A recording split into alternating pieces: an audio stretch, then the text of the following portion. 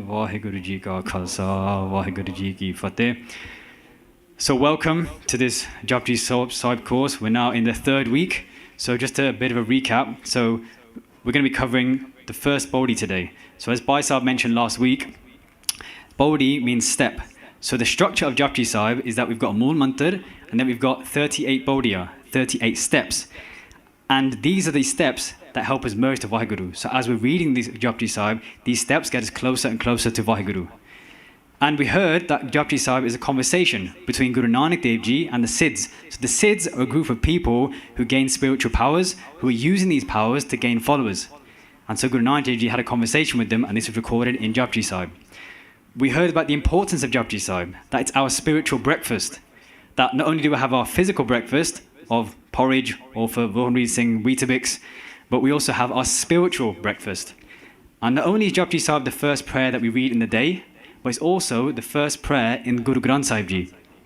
We heard about how important it was for the saints, that the saints used to read Japji Sahib multiple times a day. So Sant Janel Singh Ji used to read Japji Sahib 100 times a day. And then we heard last week from Bhai Sahib about the Mool Mantar, that the Mool Mantar is our root. Mool means root, that is actually our true nature inside.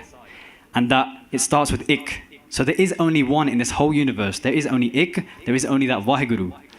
And then Oankar, that is what made creation. Then we have Satanam. So WhyGuru is Sat, meaning it's true in the past, in the present and the future. And also their Naam, their name which is Gurbani, they're reciting their name, that is true as well. Then we have Karta Purkha. So Purkha means being. Karta meaning doer. So they are the being that does everything. Then we have Nirpo. So if there's only one, if there's only Ik in this whole universe, then there's nothing else for it to fear, right? It's like us fearing our shadow. And they're also Nirvair. Again, if there's only Ik, then there's nothing else to have enmity towards.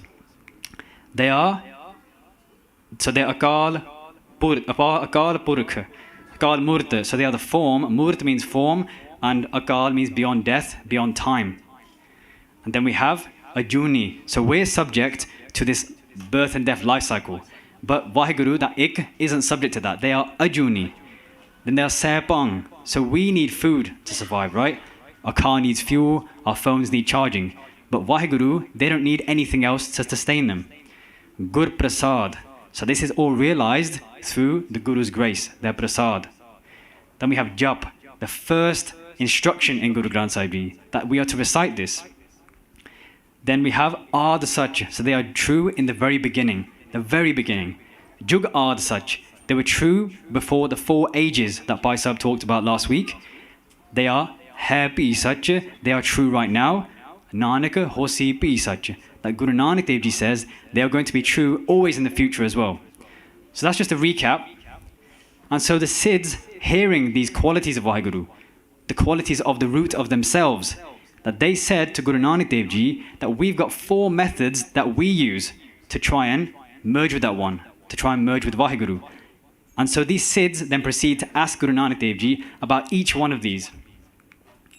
So the first method that they had was keeping purity of the body by cleansing themselves. So they would go on Tirtha, meaning these pilgrimages, where they would go to these places to bathe in the expectation that it would wash their sins away, that all their bab would disappear and they would become pure.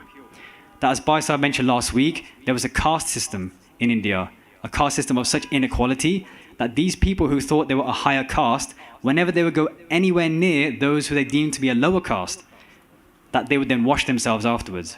Anytime they went near anywhere they thought was dirty, again they would wash themselves. So there was this obsession with this outside cleanliness.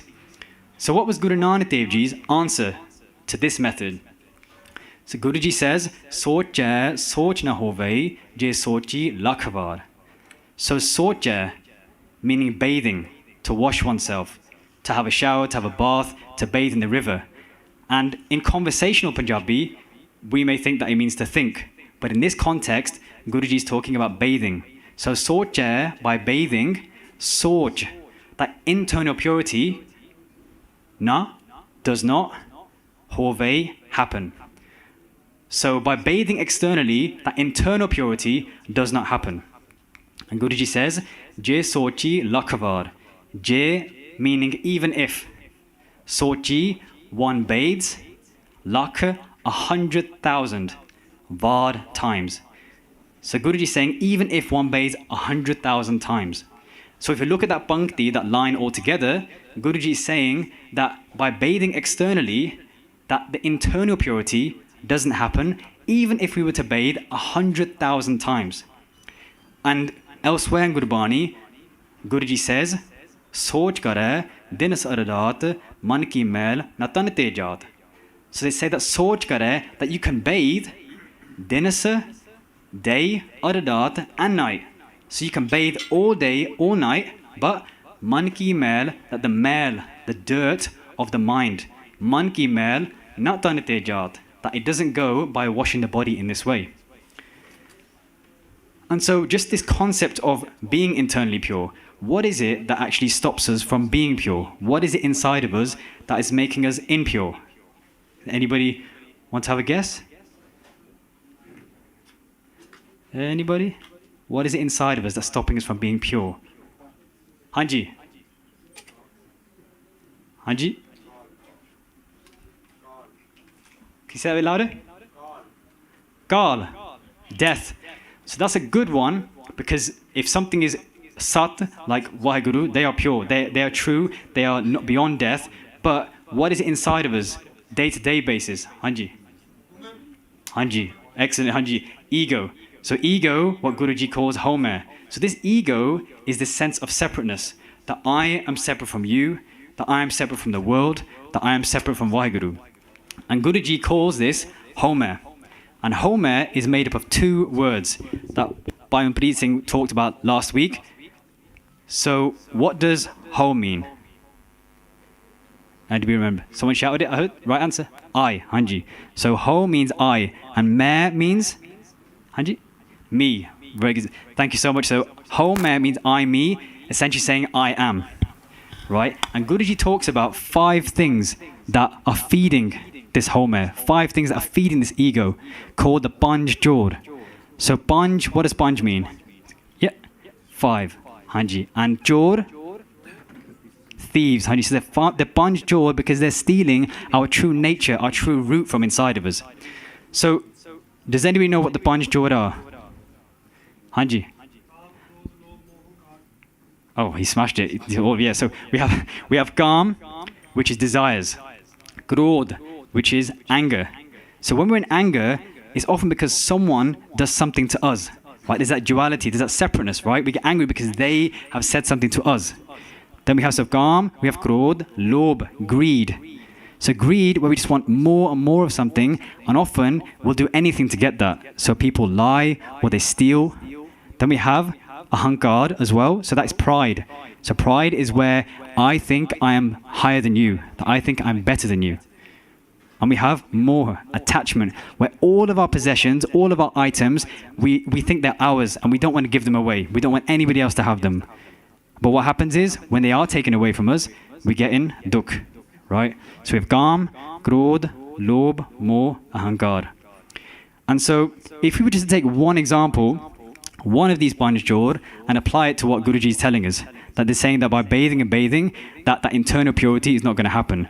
So if we take Ahankar, now if I think I'm the best at a video game, if I think I'm the best at FIFA, let's say, and I see VG here and I say, right, I'm the best, you are so bad, I can beat you so easily that I'm just the FIFA Don, right? Now, if I say that, I've got Ahankar in my mind, right? I think I'm better than him, and I see myself as higher. Now, if I was to go home and I was to get one of those fluffy, scrubby things and have a shower for 1 hour and just scrub myself with soap, is that Ahankar going to go away? No, right? So that's just a simple example of what Guruji is telling us about, that by bathing the outside, that internal purity is not going to happen. So before we even look at internal purity, let's look at the outside, right? That what is it that is always coming from our ears? What develops in our ears? We have things coming. Anybody? Earwax, Hanji. So you have earwax coming from our body. We have from our nose, we kind of have like snot things. From our eyes, what is it that's coming? When we wake up in the morning, we have stuff in our eyes. What is it called? Hanji, yeah. I checked the official term, it's called eye goop, which just sounds really funny. But so we've got eye goop. And then from our skin, so our skin is the largest organ in the body, right? And our skin is always sweating. So when we're doing exercise, we visibly see that sweat, but all the time there's stuff coming from our skin. And each minute, 30 to 40,000 dead skin cells are coming off our skin, right? And then we look at, what are we bathing with? That this water we're getting to the house, is the water company actually cleaning the water? Where's it from? Are the pipes that come to our house clean? Are the pipes within our house clean? And then we look at, even if we were to say, right, no, but I bathe in the river though, the river's clean. But last time I saw, I've never seen a fish walk out of the water, go to the toilet, wipe themselves, and then go back in, right? They just do it in the river, right? So can you really call the river clean? No. And then if we look at the air, that when we come out of the shower, that we have so much stuff in the air, that what is it that always gathers on our phone screens, our TV screens, especially glass tables? What is it that's always gathering on there? Dust, hanji. So that's always coming onto our body. And then we look at pollution in places like India, China. You can visibly see the pollution. Just because we can't see it here doesn't mean it's not there. So we have all of these things coming from within our body, outside the body. So can we really even call ourselves externally pure? No, right? So there's a Sakhi of this farmer. And this farmer used to go to the jungles to go to a well. And 3 or 4 times a day, he would wash his hands. And out of nowhere, one day, a Brahmin comes. So he's a Hindu priest. And he says, and he's watching this farmer, and he says to this farmer, do you think that by washing your hands 3 or 4 times a day, you're going to become pure? He says that you don't even know how to keep yourself pure. That you don't even know that you're keeping impure all day. And this farmer was a very, very simple person. And he was sincere as well. And he said to that Brahmin, he said that, please tell me, how do I become pure? Like, tell me the way. So that Brahmin said that you have to follow everything I say. And the farmer said, yes, I will follow it. So that Brahmin said to that farmer that go over there, and that soil that was from last year, that the pigs are digging up with their mouths, I want you to bring me 1.5 mounds of that. So a mound is like an amount. So I want you to bring me 1.5 mounds of it. So that farmer brings those 1.5 mounds to the Brahmin. And that Brahmin in his mind is thinking, well, this guy's quite obedient. Didn't think he'd do that. But I could get some more stuff out of this guy. But today, let me just focus on making him pure, because that's what he wanted to do. So he says to that Brahmin, he says to that farmer, that I want you to rub that soil on your legs up to your knees, on your arms up to your elbows, and with the rest of that soil, I want you to rub it all over your body so that there's no more soil left. So it's completely finished. So he starts doing that. And then he says, then to make your mouth pure, I want you to put water into your mouth 100 times and gargle it, then your mouth will become pure. And so the farmer's doing this as well. And while he's doing this, the Brahmin goes to the well to get some water. And he says, have you done all this? When he comes back, he says, have you done? Have you cleaned your mouth? Have you put all that soil in your body? And he said, yes. He said, now use this water, clean your body, wash it off, and put some clothes on. And he does that. And the farmer says, am I now clean? Am I completely clean? And the Brahmin says, yes, you are completely clean, fully clean, inside your mouth and outside your body. So what does the farmer do? He gets a whole mouthful of water and he spits it into the face of that Brahmin. And that Brahmin saying, what are you doing? He says, you just made me impure. You just made me polluted. He said, all of the puja I did this morning, all this worship, it's just all gone to waste. He said, all of the washing, the cleansing I did this morning, that's all gone to waste. And he says, you've now contaminated it and made me polluted. And this farmer is just laughing so hard. He says, this way that you're saying for me to become pure, this is not even the right way. Because you said that I was completely pure. So how can someone pure make you impure? And that Brahmin had no answer. And so this illustrates, Guruji is telling us that from trying to wash ourselves from the outside, we're never going to become pure. And so the second method that the Siddhs asked Guru Nanak Dev Ji about was being silent, was staying quiet, not speaking. So Guruji's answer was chup na hove je lai raha levatar. So chup means to be silent, not speaking, keeping quiet with our mouths. Chup means silence, so the silence of the mind. Na, does not. Hove, happen. So Guruji is saying that by remaining silent with our mouths, by not speaking, the silence of the mind does not happen. And they say, Je lai raha livatar. Je, meaning even if, lai, which means like to be engaged in something. Raha, meaning remain. So Je lai raha means even if you to remain engaged in. And then we have live, which is meditation. Tar, meaning continuously. So there's quite a few words there, but Je lai raha livatar means even if you were to remain engaged in continuous meditation. So they're saying that even if you were to sit there and just close your eyes and meditate still and be quiet with your mouth, still your mind would not be silent.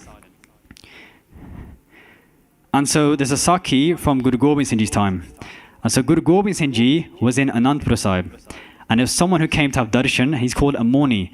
And a Moni is someone who has taken a vow of silence. So they've said that we're not going to speak, that they are never going to speak. And so he comes into darshan, and one of Guru Gobind Singh Ji's Sikhs said that, wow, this Moni, this silent person is so great. He's such a great saint. He doesn't even give a signal to anybody. He doesn't even write anything down and say, this is what I want. He doesn't even speak to anybody. And Guru Gobind Singh Ji, who was the destroyer of falsehood, he said, don't worry, I will show you this Moni silence. I will show you and you will see tomorrow. So the next day, the Moni comes back. And Guru Gobind Singh Ji calls that Moni over to him. And he starts to praise that Moni. He says, oh, you're so great, you're so great. That Moni starts getting proper happy. And then Guru Gobind Singh Ji grabs one of his Sikhs. And he says to that Sikh that I'm going to bless you with some seva. I want you to do seva of this great saint, this great being. I want you to take him to your house, feed him delicious, tasty foods, and I want you to give him 24 rupees. And he says, Hanji, Sat Bachan. He says, yeah, whatever you said, I accept that is true. And so so they went away, and after the divan, the program finished, Guru Gobind Singh Ji called that Sikh over again, but in secrecy. And he said to that Sikh, all that stuff I said about delicious foods, don't worry about that. Whatever you've got at home, whatever simple foods, give him that. And those 24 rupees I said to give, don't even give those either. And this Sikh understood that Guruji was testing this Moni. So the Moni was taken to the Sikh's house, and the Sikh, his wife, hadn't made any dal, no sabji. They were only having misya rotiya. So this is a type of roti made with really, really dry flour. And so that Sikh sat the Moni down, he washed his hands, he gave him a glass of water, and then he gave him these 2 misya rotiya. And this Moni, seeing that, got so angry. He was thinking to himself, what kind of delicious, tasty food is this meant to be? And then what happened is that he took a bite, and it was getting stuck in his throat. It was so dry. And he had to take a whole gulp of water for it to go down. And his eyes went so red with anger. And what happened is when that Sikh went to the kitchen to go get some achar, some pickles, that Moni threw those 2 rotiya to the dog, so the dog could eat it. And he was so ready to go and complain to Guru Gobind Singh Ji, because he hadn't even given the 24 rupees either. So they went to Guru Gobind Singh Ji to have darshan again, and that Moni was ready just to lay into that Sikh. But then he remembered that, wait a minute, I'm a Moni, I can't even speak, so how am I meant to complain? So he couldn't complain. And when Guru Gobind Singh Ji called them both to go see him, he said to that Sikh in front of that Moni that, did you do good seva of that Moni? Did you serve him like I said? And that Sikh said, Hanji Guruji, I did really good seva of that Moni. That just as you said, I did it. And that Moni inside of his head was going crazy, and that was it. He said, Guruji, he's lying. He didn't give me 24 rupees. He didn't give me tasty food. That he gave me these dry roti that got stuck in my throat, and I had to gulp it down with water. And he said all of this in one breath, and all the Sangha started laughing. And that Sikh said to Guru Gobind Singh Ji that I'm not hiding anything. I did just as you said. That I gave what we were eating. We were eating those rotiya. And maybe one day, when you bless me, I will be able to give people tasty foods, delicious foods. And Guru Gobind Singh Ji said to that Moni that I was testing you and you failed. That keeping silent like this isn't the way to achieve peace of mind. And this is one of the many ways that our gurus would destroy falsehood, and it just shows that by remaining silent with our mouths, that our mind doesn't go silent. That this Moni, you can see, had krodh, had anger still in him. And so we may be thinking that, we have thoughts in our head as well that keep coming and coming. Even now, that the Sangat may not be speaking, our mouths might be closed, but still we've probably got thoughts coming in our head, right? We may be thinking that, my legs are starting to hurt now, or that langad was tasty, right? So let's just try to actually concentrate just for 30 seconds. Let's try and close our eyes, not speak, and see. Let's just try and silence our mind. Let's try and close our eyes and try and quieten the mind and see how we go. So we'll start those 30 seconds from now.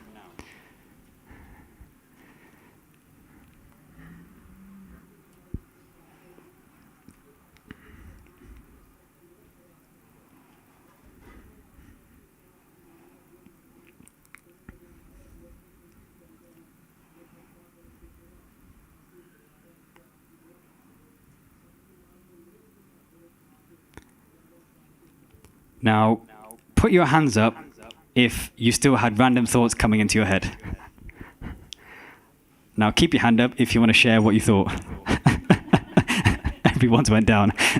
So, just in that way that... pick on someone. Who should I pick on? I'm going to have to pick on Ribbon Singh. No, don't worry. I won't. I was joking. So basically, we can see that our minds are still going all over the place, right? Even though with our mouths that we're silent.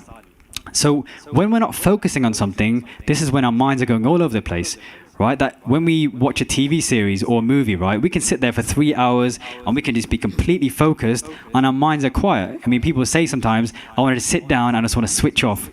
Because when they're focusing on that TV series or movie, then their minds are silent. Yeah, so I'm not advocating this to sort out our thoughts, but when we're reading Gurbani or when we're doing Simran, that our minds are all over the place, right? That even we have some business ideas that come to our minds when we're doing Simran and doing Bard, right? But it's not Gurbani's fault, it's not the Simran's fault, it's that maybe we're tired, maybe we're distracted, or maybe we're not understanding the meanings of what we're focusing on, right? And this is where mantras can be so powerful. So a mantra is a sound or a word or a set of words that are used to help focus the mind. And it's not just, we don't just want any mantra. We don't want to be sitting there saying, rabbit, rabbit, rabbit, right?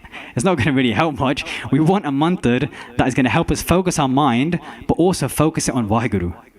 So we focus on WhyGuru, and it becomes a form of Simran. So it's a win-win. We get to quieten our mind, and we're focusing on WhyGuru, right? And these mantras aren't just we have to use when we're sitting down in a meditative pose. That they can be used when we're walking, where we're sitting, where we're doing our daily activities, we're going shopping. And so over the last couple of weeks, we've already heard of some of the mantras that we can use.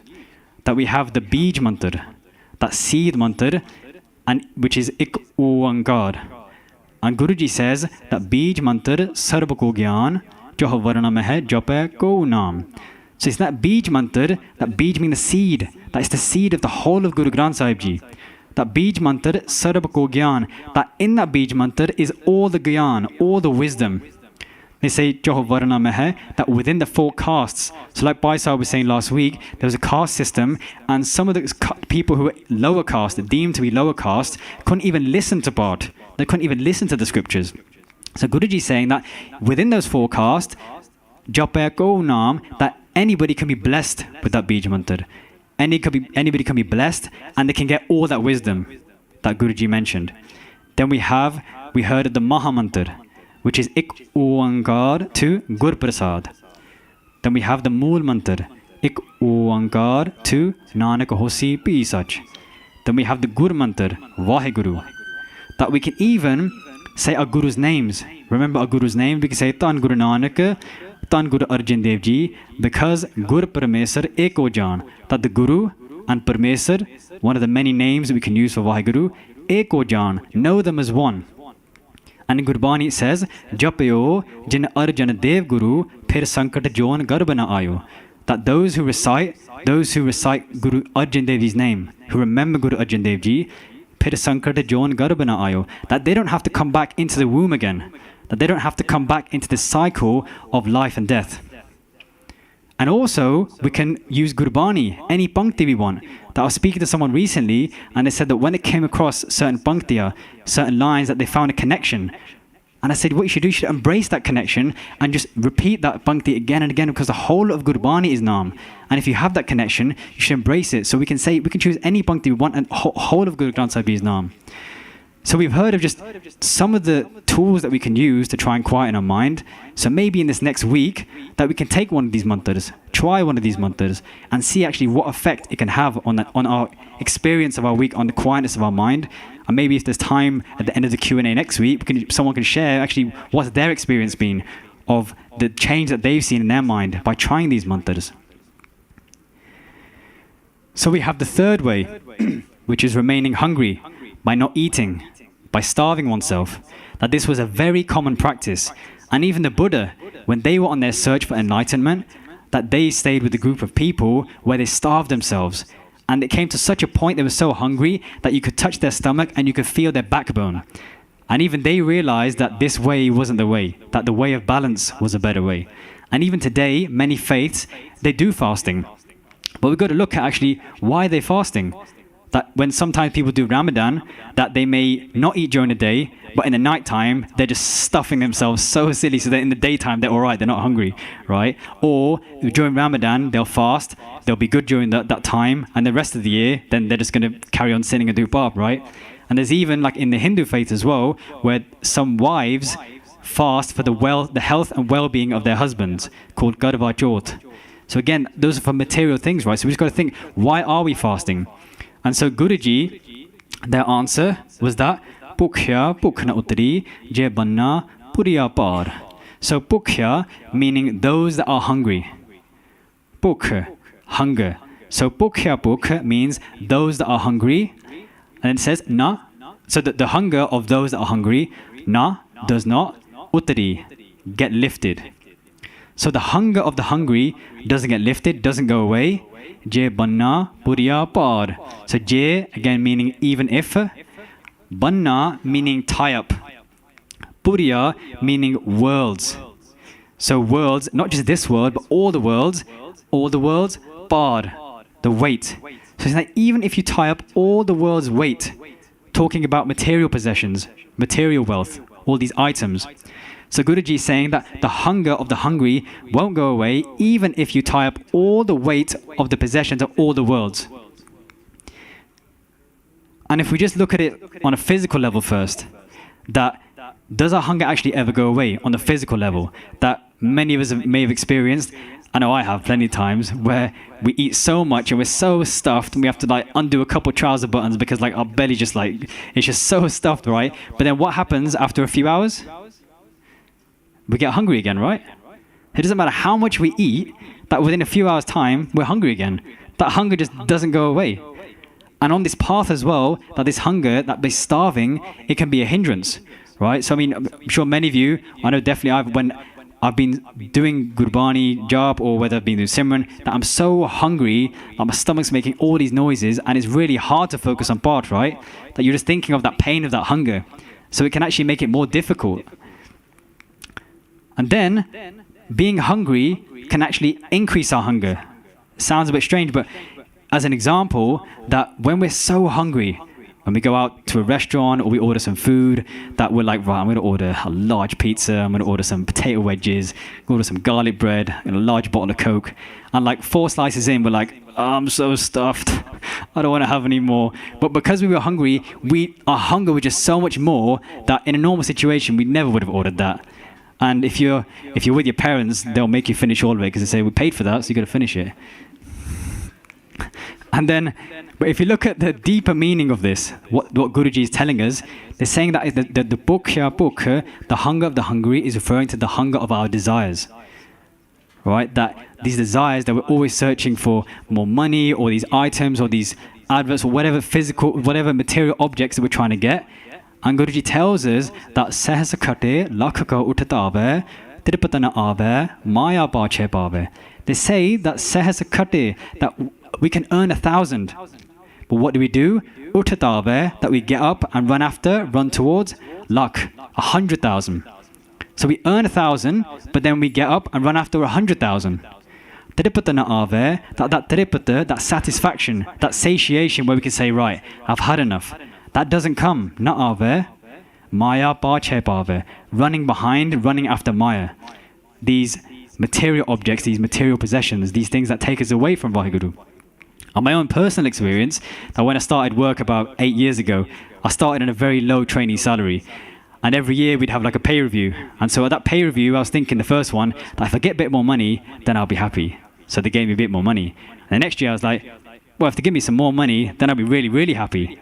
And I got some more money. And the next year I was like, well, if they give me some more money, I'll be really, really, really happy. And the thing is, it just never stopped. I was just going around and around. I just wanted more and more.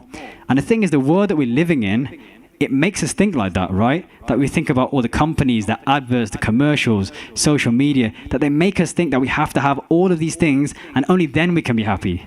That we have to have all of these things.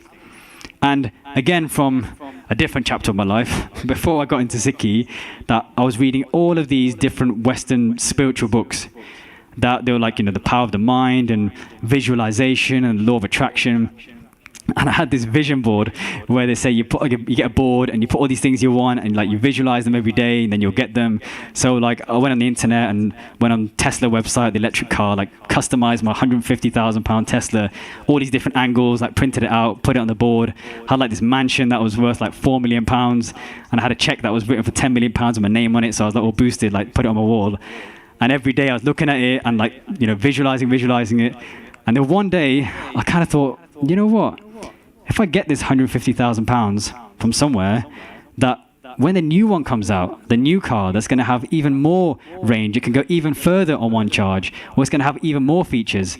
I was thinking that I'm just going to want that. Like, I'm just never going to be happy. That I'll just go in the circle again and again and again, and we just try and fill this hole inside of us, but these material possessions, they're never going to be able to fill that hole. And there's a Sakhi of... Sakhi, this is a story of in the third Yug, so Treta Yug, there was a king, and he was called King Raghu. And this King Raghu was such a charitable person. He was donating to all his people all the time. And so one day a Brahmin comes to see the king. But when he gets there, the queen is there. And the king isn't there. And he says to the queen, where's the king? And she said, he's doing some errands. He's not here today. And she said, but I'm sitting here today. I'm giving gifts to the people. So what would you like? And he said that, I want you. And she said, I can't give myself away. Only the king can give me away. So he goes back and comes back the next day. And this time the king is there. And the king says, what would you like? And he says, I want the queen. And that king, being so giving, says, okay, you can have the queen. So he has the queen. Then he goes to the king, well, this queen of yours, she's so precious, she's so valuable, that my house is like all tutta bajja, it's like all broken, it's not very nice at all, that I need your palace. And the king said, okay then, so you can have the palace. And then the Brahmin says, well, she needs to eat food, right? I need to give her some gifts, but I don't have much money. So, and the king says, well, what do you want? He said, well, I need all of your treasure and all of your wealth. And again, the king, being so giving, said, okay then, you can have it. And then he says to the Brahmin, are you happy now? And he says, Hanji, yes, I'm happy now. And he goes, but there's just one thought in my mind, that how am I going to protect all this wealth, all this treasure? That someone might steal it. And the king says, well, what do you want then? And he said, I need your army to protect this wealth, to protect it for me. And the king says, okay then, he gives the army. Then the Brahmin says, well, where am I supposed to keep all this army? There's so many of them, like, I don't know where to put them. And the king says, well, what do you want? And he said, I need all of the land in your kingdom. And the king gives him that as well. So before the king knew it, he's such giving nature that he gave away everything. And he went to the jungles then, and he thought, right, I'm getting old now, that I'm just going to meditate on God. I'm just going to sit in the jungles and meditate on God. So what happens is, as he's meditating, someone called Naradji, so he was the son of Brahma, so a Hindu deity, Hindu god. And he sees this king, King Raghu, and he thinks, oh, this guy's really spiritual, he's really religious, that I want to give him a gift, and I want to give him an amarfal. So this amarfal is a fruit of immortality, so it makes you young. And so he gives it to this king, and the king thinks, well, I've only got a few years left, but this Brahmin, he's quite old, and my queen, well, was his queen, she is quite young. So if I give this fal, this amar fal, to the king, to the Brahmin, then he can get younger, and then he can look after the queen for longer. So he goes back to the Brahmin and says, here, I've got this amar fal, this fruit of immortality, that, here, have it. And that Brahmin's like, nah. He's thinking that the king's realized that I've taken everything from him, and now he's trying to poison me. And so that Brahmin actually just digs a hole, sticks that fruit in there because he thought it was poison, and just left it. And then one day, the queen tells off one of her maids so badly, really badly, that maid is so upset that she wants to kill herself, she wants to commit suicide. And that maid remembered that fruit was in the ground, and that fruit was poisonous.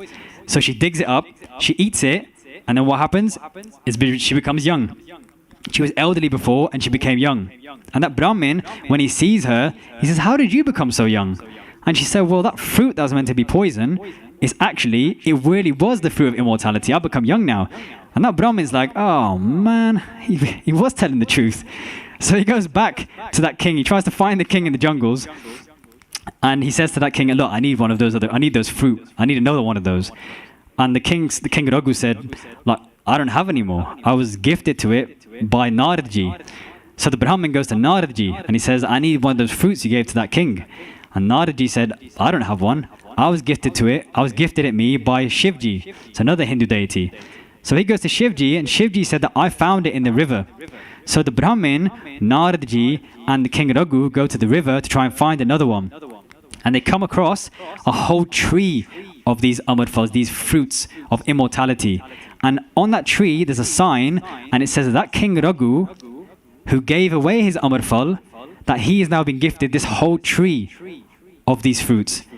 And it also says that king who gave away his whole kingdom, he's now been gifted a beautiful kingdom in heaven that he's going to get rule over. So the Brahmin looks to the king and says, "You don't need this tree. Like, you've got no desire, you've got no needs. Give me this tree." So the king, in the process of giving him the tree, he was going to give it, who was watching? Vishnu, a Hindu deity, a Hindu god. He was watching from another realm, and he thought, this Brahmin is so greedy. Like, he just wants more and more. He's got given a queen, a palace, treasure, army, all the lands, yet he still wants more and more. And that Vishnu started getting scared that this Brahmin is going to come after his kingdom, his rule.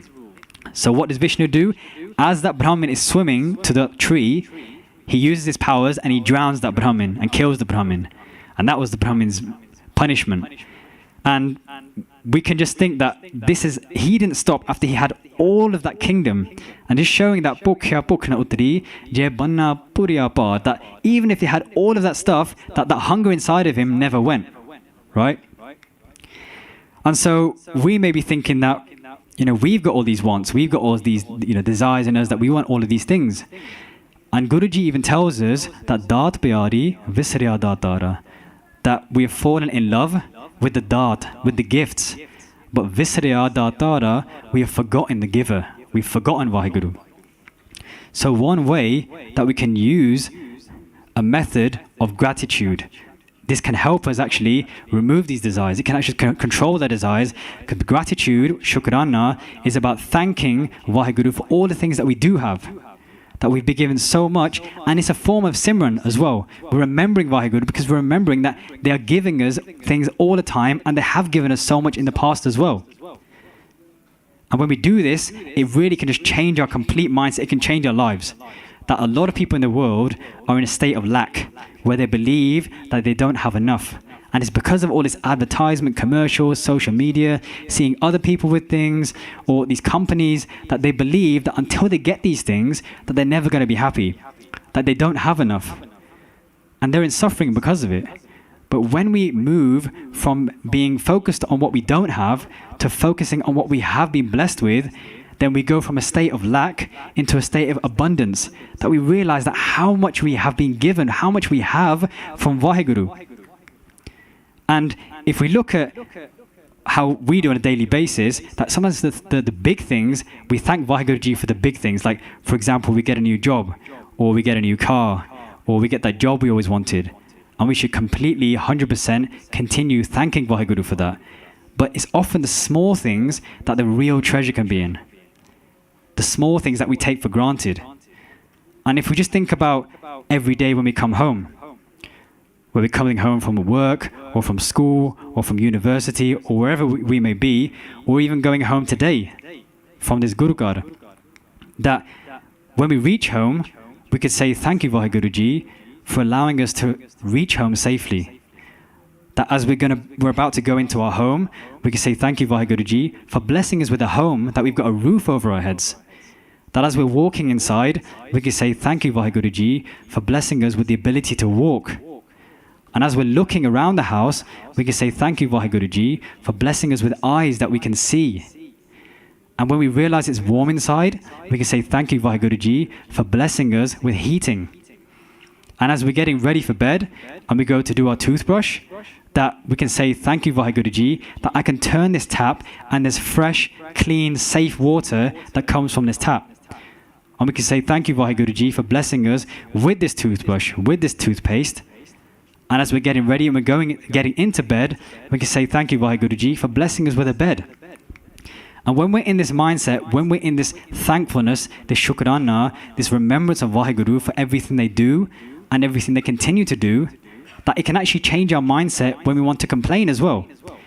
That when it's our turn to wash the dishes, for example, that instead of complaining, we can say thank you, WhyGuru Ji, for blessing us with food that we can use these dishes for, that we can put on this plate, that we can use this cutlery for.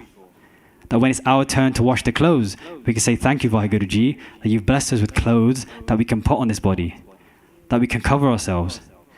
When it's our turn to do the vacuum in the house, that thank you, WhyGuru Ji, for blessing us with a home that we can actually clean. And we can get to a stage where we're thanking WhyGuru Ji for every breath that we have. And when we're focusing so much on what we've been given, so much blessings that WhyGuru Ji gives us, then we stop focusing on those things that we think we don't have, right? We stop thinking about, I need this or I need that. So I've just shared a few examples of things that we can be grateful for. So who would like to share one thing that they're grateful for? You can just put your hand up. Anything that you're thankful for, Hanji. Really nice, Benji. So Benji here said that she's thankful for being able to go to school, to have an education. Anybody else? Thankful for the Japji Sahib course. Thank you. Hanji, Manmohan Singh, did you have something? I'm not going to repeat that one. I just said, okay, get it for you. So we can use this. We can use these on a daily basis as well. That even if we just try for one day to be in that state of thankfulness, it will change your life. It will completely change your life. So we have the fourth method of gaining knowledge. So what the Siddhs used to do, and the people at the time, gaining all these texts, knowledge of these texts, so they can argue their cases in debates or arguments, and they can win over anybody in any kind of discussion. And Guruji's answer is Sahasa Siyanapa Lakh Hohe Ta Ik Na Chale Naal. So Sahasa meaning 1,000, Siyanapa meaning clevernesses, intelligences, knowledge. So Sahasa Siyanapa, 1,000 clevernesses we can have. Lakh Hohe, so lakh 100,000, Hohe be. So there can be 100,000 of these 1,000 Siyanapa. So 100,000 of 1,000. So we can have 100 million of these clevernesses and knowledges. But ta, even then, ik, one, na, does not, challe, go, naal, with us. So not one of these will go with us to the next world. So even now, we're not in the time of the Siddhs, even now people are still trying to gain so much knowledge, do so many degrees, again, just for the sake of having all this knowledge. So we could do 5 mass degrees and say that we want to be the best in the world. But when our turn comes to go to Dharmaraj, so Dharmaraj is someone that WhyGuru has given the responsibility to judge us when we finish this world, when we leave this world. And they read our lekha, what we've done. And we can't just turn to Dharmaraj and say, oh, did you know that the square root of 9 is 3? He's not going to say, oh, it's 3, the square root of 9. Oh, that's fine, you go ahead, you go straight to Sachkhand, right? It doesn't work like that. He's going to look at our actions and how much bhakti, how much loving devotion we've done. And a Sakhi, so this is of a physician in the time of Alexander the Great. So this physician was getting quite old and he realized that the Jamduts were going to come. So Jamduts are the messengers of death, those that Dharmaraj sends to come and get us, to take us to him. So he realized that they're going to come soon, and he thought, I need to trick them somehow, I need to fool them somehow. So he used his intelligence, he was very, very clever, he used his wisdom, his intelligence, and what he did is he made clones of himself, all the exact same replicas, they looked exactly like him.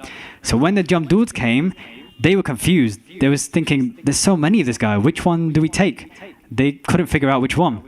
So they went back to Dharmaraj and said, which one do we take? This person you've told us to get, there's loads of him. And Dharmaraj told them a way to fool the physician. They said that line up all the clones and start praising the clones. Say that, wow, these clones are so amazing. These clones are so well replicated. They look exactly the same. And they say, but the creator, he must be even greater. He must be amazing. And he said that but one of these has a bent nose. And they said that the physician will reveal himself. So what happens is, they go down, they line up all the clones, and they say, wow, these clones are amazing. They look so identical. The creator must be more amazing though. But one of their noses are bent. And what happens is that physician pops his head out and goes, which one's bent? And they realized that was the physician. So they grabbed him and took him to Dharmaraj. So again, it doesn't matter how many clevernesses, how many ideas he had, that still, it didn't help him in the end. And so hearing all of these 4 methods by Guru Nanak Dev Ji, that they didn't work. That then, what happened is, they asked him a question. They asked Guru Nanak Dev Ji a question. And this question is the very first question in the whole of Guru Granth Sahib Ji. They say, give satyara hoye, give kude tutte pal. Give, meaning how. Satyara, true. Hoye, become. So how can we become true? But it doesn't mean how can we stop lying. It's saying how can we become that form of truth? How can we become that Ad Sach? Jug Ad Sach, Hai Pi Sach, Nanak Hosi Pi Sach. That form of WhyGuru. How can they become that? Give kude tutte pal. Give, how? Kude, falsehood. Tutte, break. Pal, veil. So how can we break this veil of falsehood? How can we get rid of it? And this veil of falsehood is our ego. That it stops us seeing clearly. That veil, so like when you have a chunni over your eyes, that it stops us seeing what is actually the truth. That we may see something moving, and we may think someone's nearby, but when we lift the chunni, we realize actually they were far away. And this is how our ego does. Our ego stops us from seeing the truth. And don't ask me how I know so much about wearing a chunni. So, just as an example, an illustration, that we have 3 guys here. So we have a large one, a middle one, and a small one. So is everyone following me so far? Now what's interesting is that all of these 3 guys are actually the exact same size. Even now, my mind still thinks that the back one is the biggest one. But they're actually the exact same size. So I just showed you in that illustration, they're all the same size, the exact same person. And in that same way, our mind tricks us into thinking that we are different from the world, and we are different from everybody else, and we are different from WhyGuru. But actually, when this veil of falsehood, this ego gets destroyed, then we realize that everything is one. Just like this photo, that all of these 3 guys are just this one guy. And that we realize that sab gobind hai, gobind bin nahi koi. That sab, everything, Gobind, another word for WhyGuru, hai, is. So sab Gobind hai, everything is WhyGuru. And Guruji says this twice. Everything is WhyGuru, everything is WhyGuru. Gobind bin meaning without. So without WhyGuru, nahi koi. That there's nothing at all. That there's nothing without WhyGuru because everything is WhyGuru. And Guru Nanak Dev Ji's answer was, Hukm Rajai Chalana, Nanak Likhya Nal. Hukam meaning order, that command. That everything that is happening to us, everything is actually the order of WhyGuru. That's what they've decided is to happen. Rajai meaning way, Chalana meaning walk. So Guruji is saying, walk this way of hukam. Walk this way of acceptance, of accepting that whatever WhyGuru has wanted to happen is what's meant to happen. And the thing is that when our expectation and hukam differs, that's where we're in pain, right? Where what we want to happen differs from what is meant to happen. And just an example, that if we order a takeaway and they say to us on the phone that it's going to be 40 minutes, then when it takes an hour and 40 minutes, we get annoyed, right? And we get angry because we expected it to be 40 minutes. We had everything ready, the tables, the movies on pause, like everything set out. But then after an hour and 40 minutes, we're so angry because that hukam was different from what we expected. And I saw a TV series a couple of years ago that they had some soldiers and their maryada, their discipline, was that they would say the phrase, "This is the way," all the time. that when anything good happened, when their mission went well, they would say, this is the way. Meaning that they are accepting the way of Hukum, Hukum Rijai Jalana. That whenever the mission failed, this is the way. That whenever something unexpected happened, this is the way. And imagine if we could implement that into our lives. That whenever our car breaks down, this is the way. That whenever they run out of food in the shops that we wanted, that meat-free burger, we could say, this is the way. That whenever we're late for the bus, this is the way. That by saying that, we're in acceptance of the hukum. We're saying that I'm going to walk that path of hukum, that whatever WhyGuru Ji said should happen, that's what I'm going to accept, because then we won't be in suffering. And then Guru Nanak Dev Ji says, Nanak likhya naal. Nanak meaning Guru Nanak Dev Ji, likhya meaning writes, naal with. So Guruji is saying that with this, I also write, and the whole of Gurbani. So the rest of Japji Sahib is the hukum as well. The rest of Guru Granth Sahib Ji is the hukum. And this is how we take a hukumnama. So a hukumnama is when we open Guru Granth Sahib Ji at a random ang. And we say ang meaning limb because we don't use page, because a page refers to a book that has no life. Just like a normal book, it's a page. But because of the respect and we believe and we know 100% that our Guru Granth Sahib Ji is our living Guru, that's why we say ang, out of respect. And whatever shabad, whatever prayer comes, that is the hukum, that is the order from WhyGuru, from our Gurus. So this is how we take a hukumnama, and that's what Guruji is saying, that they've written this hukum as well in the rest of Japji Sahib and the rest of Guru Granth Sahib Ji. And so just to recap, just to summarize today, that the Siddhs had 4 methods of trying to achieve this union with WhyGuru after they heard the Mool Mantar. The first one was by bathing, that they believe by bathing and bathing they will become pure. But Guru Nanak Dev Ji said, it doesn't matter how many times you bathe, 100,000 times, that you're not going to achieve that internal purity. The second way was they wouldn't speak, to say that if we can not speak, then we'll achieve WhyGuru. But Guruji said that it doesn't matter if you don't speak, that internal silence is not going to happen. Even if you were to sit there in a meditative pose for however long you wanted to. And we also heard about a tool we could use with mantras, that we can try a mantra and try it during this next week and see how much an effect it can have on us. Then the third way was staying hungry. That Guruji's deeper meaning to his answer was that this hunger of desires will never go, even if we tied up all of the world's material possessions, material objects. And again, we heard a tool to help users, to help be able to reduce our desires, to control our desires, of being thankful to WhyGuru Ji for everything that they give us, and everything they continue to give us, and everything they have given us. Because the more we focus on what we have, what we've been blessed with by Guruji and WhyGuru Ji, then the less we focus on what we don't have. And the last one was, they said that we used to gain lots of knowledge so we can debate and win any arguments. And Guruji said that it doesn't matter, you could have 100 million clevernesses, intelligences, but not one of these are going to go with you to the next world. And they asked Guruji, well, how can we become that form of truth? How can we get rid of this veil of ego? And Guruji says, Hukum Rijai Charana, Nanak Likhya Naal, that we need to walk this path of hukum, walk this path of acceptance, that whatever WhyGuru has ordered to happen, we need to accept that. And that Guruji has written this hukum in the rest of Japji Sahib and the rest of Guru Granth Sahib Ji. So I've made many mistakes. Please forgive me for my mistakes. Lekh hai katahna chuti hai, khin khin pulana har, baksana har baksale, nanak par utar. WhyGuru Ji ka Khalsa, WhyGuru Ji ki fateh. So has anyone got any questions on what we've talked about today?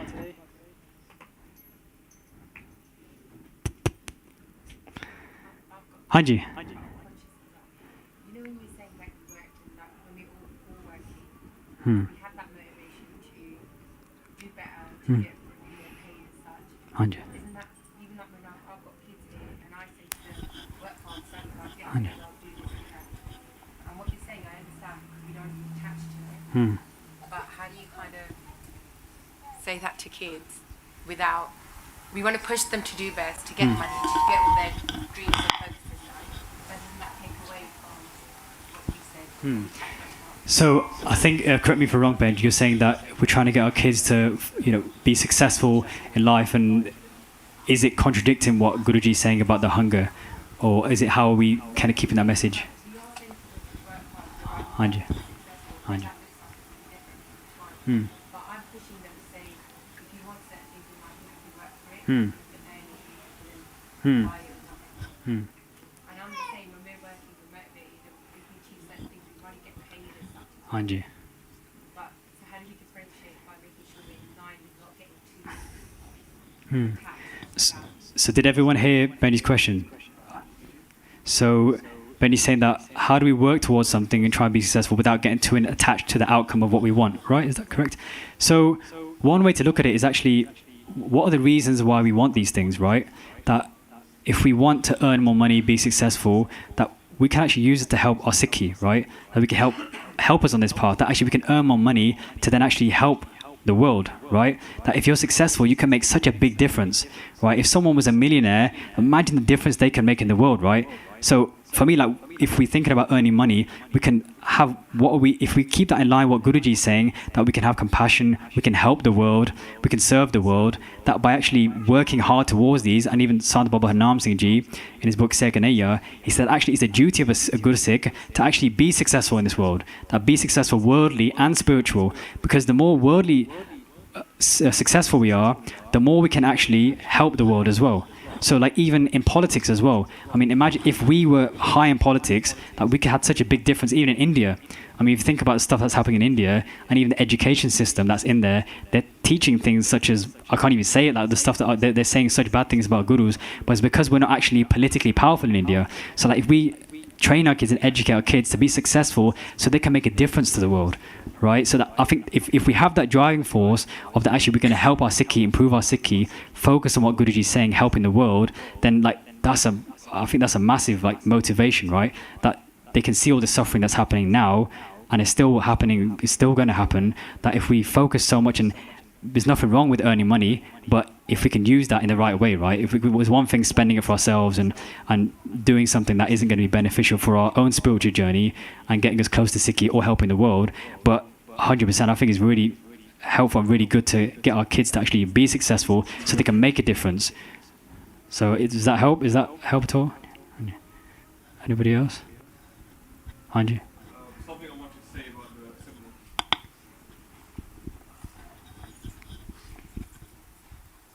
WhyGuru Ji Ka Khalsa, WhyGuru Ji Ki Fateh. So one of the points that was raised in the presentation was about doing Simran and all the thoughts that come to your mind. And something that came to my mind was what a Guru Sikh once told me, that if you take the analogy of boiling gold, for example, when you boil gold, after you start mining it, all the impurities start coming up to the top. And you might think, okay, when I'm watching a film, I'm so engrossed in it, I can remember everything, and no thoughts are coming to my mind. But when I'm doing Simran and I'm sitting down to do something good, all of a sudden all the bad thoughts of the world start coming towards my mind, right? And what the Guru Sikh told me was, actually what's happening is, just like when you start boiling gold, all the impurities start coming to the surface. Similarly, when we're doing Simran, what we're actually doing is cleaning all this dirt that's on our mind, and all the impurities start coming to the top. So we shouldn't be worried when these thoughts come. What we should do is let the thought come and then just push it away. And like, when we say inhale positivity, exhale your negativity. Similarly, when you're doing Simran and all these bad thoughts come to your mind, let them come to your mind, because that's good. It's showing that you are getting clean from inside. So after a few, I don't know, maybe for me, it was like after a few years, I kept having these thoughts. But with Guruji's Kirpa, your mind does end up getting cleaner. So I just wanted to add that little point. WhyGuru Ji Ka Khalsa, WhyGuru Ji Ki Fateh. I think that's a really good point, in that being just aware of these thoughts is a massive step in itself. Like, we're listening to the Banj Jod, that when we're aware of the Banj Jod and then when the thought comes up and we can actually say, oh, you know what, I'm actually being a bit greedy there. Or like, you know what, I just got a bit angry and maybe I shouldn't. And like that in itself is such a massive step, because for example, for myself, for years, I never really thought of like what I was doing or like my thoughts or things, but coming into this path of Sikhi, we've realized that Guruji is telling us, actually, you know what, these 5 things, they actually torment you. They're actually stealing your like divinity from you, that be aware of them. And it's not an overnight thing we can get rid of them, but actually just being aware of them full stop is like a massive, massive step and a blessing as well. That the more we're aware, the more we can kind of cut it off early, right? That we're starting to get angry and we say, oh, actually, I've got to get a bit angry now, that, okay, maybe I should just take myself away from the situation, or maybe do some Simran. So I think just being aware of those thoughts is a big enough step as well. Any last questions? Waheguru ji ਕਾ ਖਾਲਸਾ ਵਾਹਿਗੁਰੂ ਜੀ ਕੀ ਫਤਿਹ